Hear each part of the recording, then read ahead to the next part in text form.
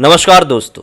आज ट्रैवलिंग की वजह से थोड़ी तबीयत डाउन है, इस वजह से मेरी आवाज़ और शक्ल में एनर्जी कम दिखेगी, लेकिन फिर भी ब्लडी सद के हैरान कर देने वाले बहुत ही ज़्यादा खौफनाक से डिफरेंट से अनोखे एपिसोड में आप सभी लोगों के सामने मैं एक ऐसे हॉन्टेड ब्रिज या फिर हॉन्टेड पुल की कहानी लेकर आ गया हूँ जो ये कहीं और नहीं बल्कि इंडिया के या फिर पूरी दुनिया के सबसे ज़्यादा डिफरेंट और अनोखे खौफनाक प्लेस में मौजूद है। जिस गांव का नाम है मायोंग। मायोंग, किसने इसका नाम नहीं सुना होगा। इसे इंडिया की ब्लैक मैजिक कैपिटल कही जाती है। दरअसल एक जमाना ऐसा था कि यहां पर लोग जाने से कतराते थे। हालांकि अब हालात थोड़े से अलग है, लेकिन फिर भी आज भी अगर आप लोगों को ब्लैक मैजिक को, अलग डिफरेंट एनर्जीज को एक्सपीरियंस करना है तो आप यहां पर जा सकते हैं। जरूर आपका एक्सपीरियंस कुछ और ही होगा। लेकिन खैर, आज के इस वीडियो में हम लोग प्रीतम की भेजी हुई एक कहानी के बारे में जानेंगे। एक ऐसा लड़का जो कि आज से 3 साल पहले कुछ ऐसा एक्सपीरियंस किया जो कि बड़ा ही ज्यादा अजीब था, खौफनाक था। प्रीतम जहां पर रहा करता था वहां से उसका स्कूल लगभग 3 से 4 किलोमीटर की दूरी पर था। उसका स्कूल ऐसी जगह पर था जो कि मायोंग के बॉर्डर के आसपास ही मौजूद था। इसको रोज अपनी साइकिल से स्कूल जाना पड़ता था और स्कूल से आना पड़ता था। आम दिनों में ये अपने स्कूल से लगभग 4 बजे के आसपास लौट जाया करता था। लेकिन एक दिन ऐसा आया, इसने डिसाइड किया कि मैं आज अपने घर पे नहीं लौटूंगा। दरअसल इसके जो एग्जाम्स थे, जो प्री एग्जाम्स कहे जाते हैं, वो काफी ज्यादा नजदीक थे। इस वजह से इसने डिसाइड किया कि मैं आज अपने दोस्त के घर पर ही रुक कर अपने नोट्स की तैयारी करूंगा, पढ़ाई करूंगा, एक तरीके से ग्रुप स्टडी करूंगा। बस स्कूल से लौट कर ये अपने घर ना जाकर अपने दोस्त के घर चला जाता है। वहां पर बढ़िया मन लगा के पढ़ाई करता है, नोट्स बनाता है और बस पता ही नहीं चलता है कि कब समय बीत जाता है और बज जाते हैं रात के 10। यहां पर दूसरी तरफ से प्रीतम की मम्मी का लगातार फोन आया ही जा रहा था। बार बार घर पर बुला रही थी, बार बार फोन कर करके ये कह रही थी कि देख, रात हो रही है, दिन ढल चुका है, काफी ज्यादा सुनसान बार हो जाता है, समय पर आ जा। लेकिन प्रीतम अपनी पढ़ाई पर पूरी तरह से मशगूल था, वो ध्यान नहीं दे रहा था। फाइनली जब 10 बजे पढ़ाई उसकी कंप्लीट हुई तो उसने डिसाइड किया कि निकलता हूं। घर से बाहर निकला, साइकिल घुमाने ही लगा कि दोस्त और दोस्त की मम्मी कहते हैं कि रुक जा, आज घर मत जा, देख काफी ज्यादा टाइम हो चुका है, रात के 10 बज रहे हैं, इस समय घर जाएगा तो ठीक नहीं है, सुनसान रास्ता है, थोड़ा अजीब भी है, खौफनाक है, रुक जा, सुबह सुबह दोनों साथ में स्कूल निकल जाना और वहां से घर चले जाना। लेकिन प्रीतम ने इनकार कर दिया। प्रीतम को घर जाना ही था, घर से भी बार बार बुलाया जा रहा था। प्रीतम अपनी साइकिल चलाना शुरू कर देता है और सोचते सोचते आगे बढ़ जाता है कि पढ़ाई में क्या क्या किया, कैसे एग्जाम दूंगा, कितने अच्छे सब कुछ याद हो गया और पता ही नहीं चलता है कि कब 1 किलोमीटर बीत जाता है। अब जब 1 किलोमीटर बीतता है तो अपने एक सेंस में आता है, वो जो सोच रहा था उस दुनिया से बाहर आता है और आखिरकार इस बारे में जानता है कि अरे, मैं तो साइकिल चलाते चलाते एक ब्रिज के पास पहुंच गया हूं। एक ऐसा ब्रिज जो कि खौफनाक है, जिसके बारे में लोग बहुत अच्छी बातें नहीं करते। ये एक ऐसा ब्रिज है जिसके बारे में लोगों का मानना है कि वो ब्रिज श्रापित हो चुका है। दरअसल काफी साल पहले की बात है। उस ब्रिज के पास एक बहुत ही बुरी मौत हुई थी। इस मौत के बारे में तो मैं आप लोगों को बाद में बताऊंगा, लेकिन अभी कहानी को आगे कंटिन्यू करते हैं। ये उस भूतिया, उस श्रापित ब्रिज के पास पहुंच जाता है और दिल की जो धड़कनें थी वो बहुत ज्यादा तेज हो जाती है। इसे डर लगने लगता है कि अरे, मैं तो सोच ही नहीं पाया कि मुझे इस ब्रिज से गुजरना है। दरअसल ये जो वक्त था ये काफी ज्यादा डरावना हो चला था। रोड सुनसान थी, आसपास केवल जंगल थे और जैसा मैंने आप लोगों को बताया, नजारा था मायोंग गांव के बहुत ही नजदीक का। दरअसल ये अपने दोस्त के घर इतना फ्रीक्वेंटली नहीं जाता था, इस वजह से लौटते लौटते उसे याद ही नहीं रहा कि इस ब्रिज से सामना होगा। लेकिन अब जो हो चला था ये बहुत ज्यादा डर गया। ये धीरे धीरे करके साइकिल अपनी आगे बढ़ाने लगा और आखिरकार ये ब्रिज के बीचों बीच पहुंच गया। ये ब्रिज, ये पुल थोड़ा बड़ा था। अचानक से ना जाने कैसे एक तेज तूफान सा चला और उसके सामने एक औरत साइड से चलकर आई। साइड से मतलब वहां पे कहीं एक झाड़ियां टाइप की बनी हुई थी ब्रिज के कोने तरफ में, साइड में। वहां से एक औरत चलकर आई। एक औरत जो कि सफेद साड़ी पहनी हुई थी, खुले बाल थे, आंखें पूरी तरह से लाल थी और जो चेहरा है थोड़ा थोड़ा नीला पड़ रहा था। इस औरत को देखकर प्रीतम काफी ज्यादा घबरा गया, डर गया, खौफ खाने लगा, क्योंकि इस वक्त यहां पर इस तरह से किसी औरत का मौजूद होना किसी भी तरह से नॉर्मल नहीं था। दरअसल उस ब्रिज से तो लोग दिन में भी गुजरने से काफी ज्यादा घबराते थे, कतराते थे, लेकिन ये तो रात का वक्त हो चला था और इस वक्त कोई औरत, वो भी गांव की औरत, यहां पर होना काफी ज्यादा डरावना और अजीब था। इसने देखा और ये समझ गया, ये औरत कोई इंसान नहीं है, बल्कि ये वही औरत है जिसका जिक्र लोग अक्सर किया करते हैं। ये भगवान कृष्ण का बहुत बड़ा भक्त था, बहुत बड़ा मानो कि बहुत ही बड़ा। ये लगातार भगवान कृष्ण का, श्री हरि का नाम जपने लगता है और आंखें बंद करता है और साइकिल बिल्कुल तेज भगाता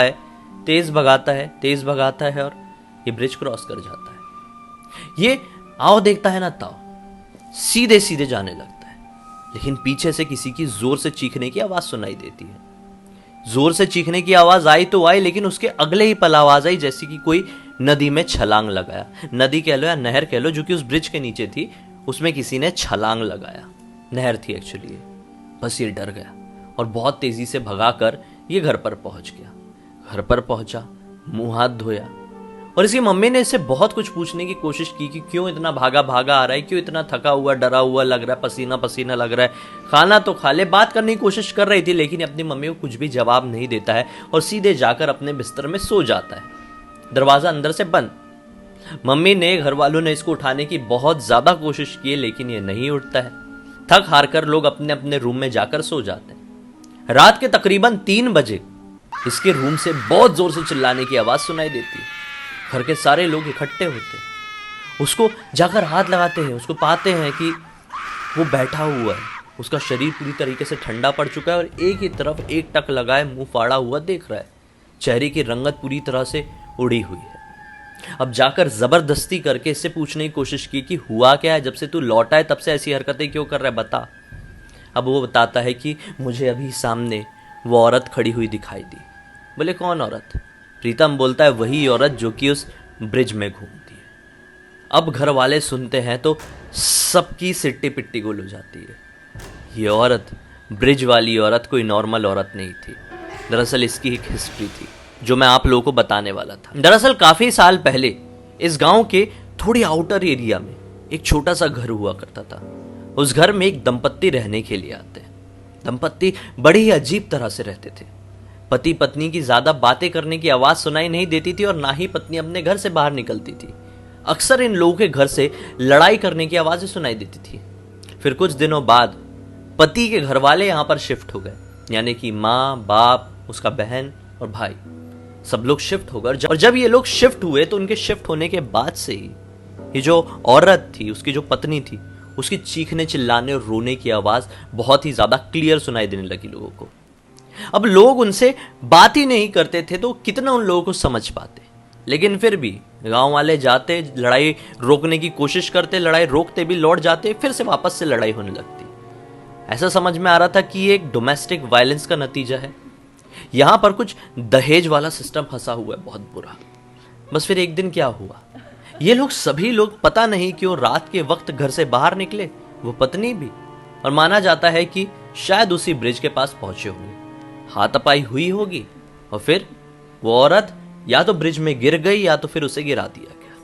फिर उसके बाद मान लिया गया कि जो कोई भी उस ब्रिज के आसपास से भी गुजरा तो उस औरत ने कभी किसी को माफ नहीं किया। इसका कारण केवल यही कि वो औरत जब उस ब्रिज से नीचे गिरी थी, उस नहर में गिरी थी, तो उसकी जान तुरंत निकल नहीं गई थी, बल्कि जब वो नीचे गिरी तो उसके घर वालों ने सोच लिया कि मर गई, अच्छा हुआ, उसे छोड़कर वहां से निकल गए। लेकिन वो उस समय मरी नहीं थी, उस समय जिंदा थी।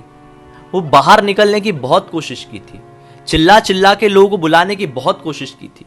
उस वक्त 5-6 लोग वहां से अपनी बैलगाड़ी में, अलग अलग बैलगाड़ियों से गुजर भी रहे थे, लेकिन फिर भी किसी ने उसकी मदद करने की सोचे नहीं। शायद लोगों को लगा होगा कि कोई चोर उचक्का होगा, कोई लुटेरे होंगे, कोई आत्मा हो सकती है। इस वजह से वो बैलगाड़ी सवारों ने उसकी मदद करने की कोशिश नहीं की और वो औरत वहीं पर तड़प तड़प के मर गई। उस दिन के बाद से ही माना जाता है कि उस औरत की आत्मा वहीं पर भटकती है और उस ब्रिज से गुजरने वाले हर एक इंसान को अपने बदले का शिकार बना लेती है। बस ये थी उस ब्रिज की कहानी। उसी ब्रिज से क्रॉस होकर जा रहा था अपना ये लड़का, इसका नाम था प्रीतम। प्रीतम का सामना हो गया था उस औरत से, लेकिन प्रीतम की किस्मत अच्छी थी जो लगातार भगवान श्री कृष्ण, भगवान श्री हरि का नाम ले रहा था। ये औरत उसका कुछ नहीं बिगाड़ पाई। शायद उसी एक क्रोध में इस बच्चे के ब्रिज क्रॉस करने के बाद उस औरत ने जोर से चिल्लाई, यानी कि उस औरत की आत्मा ने, और वो बुरी तरह से नहर में कूदी। हालांकि उसका असर प्रीतम पर रह गया। प्रीतम के जहन में उस औरत की शक्ल छप गई। इस वजह से रात के 3 बजे इस तरह से वो चीख के उठा और वो औरत उसे उसके कमरे में ही दिखाई दे रही थी। प्रीतम को बहुत तेज बुखार भी आया। ये बुखार लगभग 10 दिनों तक मेंटेन रहा। ये प्री एग्जाम्स भी नहीं दे पाया अपने, और काफी ज्यादा इलाज होने के बाद ये पूरी तरीके से हष्ट पुष्ट हो पाया। और प्रीतम को भी समझ में आ गया कि चाहे जो कुछ भी हो जाए, ऐसे रास्ते से कभी नहीं गुजरना चाहिए, अपने से बड़ों की बात मानना चाहिए। आज भी 3-4 साल बीत चुके हैं, लेकिन उस औरत की शक्ल प्रीतम के जहन से नहीं निकलती, और आज भी उस ब्रिज से गुजरने की हिम्मत किसी की भी नहीं बनती है। उम्मीद करता हूं दोस्तों कि आज की ये कहानी आप लोगों को अच्छी लगी होगी। उम्मीद है कि आपने भी ऐसे कुछ जगहों का नाम तो जरूर सुने होंगे ना, जिसके बारे में लोग अक्सर ये कहते हैं कि यहाँ से मत जाओ ऐसा होता है, वहां से मत जाओ ऐसा होता है, उसकी ऐसी कहानी, उसकी वैसी कहानी। अगर आप लोगों के पास भी कुछ ऐसी ही कहानी है तो लिख भेजिए इंस्टाग्राम में। इंस्टा के लिंक इस वीडियो के डिस्क्रिप्शन बॉक्स में डाल दूंगा, क्लिक करके डायरेक्टली वहां पर पहुंच जाना। किसी भी तरह की कहानी, टॉपिक या सुझाव है तो लिख भेजना, हो सकता है मेरा अगला वीडियो आप लोगों के हिसाब से ही बन रहा हो। चलिए, मुझे पहली बार देख रहे हो चैनल को सब्सक्राइब करके बेल आइकन दबा के ऑल के ऑप्शन में क्लिक करना है। इसी तरह के हैरान कर देने वाले खौफनाक वीडियोस डेली आप लोगों के सामने लेके आता रहता हूँ। कल फिर से मिलता हूँ, तब तक के लिए बहुत बहुत धन्यवाद। आप लोगों का दिन शुभ हो।